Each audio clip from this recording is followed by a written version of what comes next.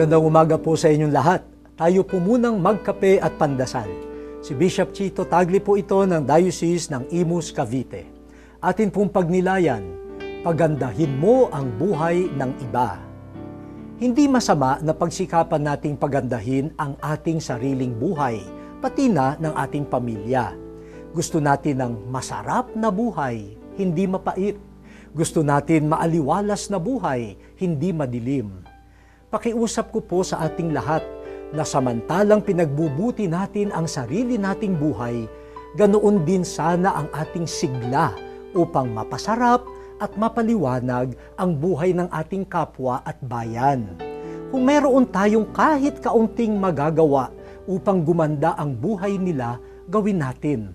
Tayo sana ay makilala hindi lamang dahil na isaayos natin ang ating buhay, kundi dahil naging daan tayo upang maisaayos ang buhay ng iba. Sabay-sabay tayong makakapagsabi, kay sarap mabuhay, kay sigla ng buhay. Manalangin po tayo.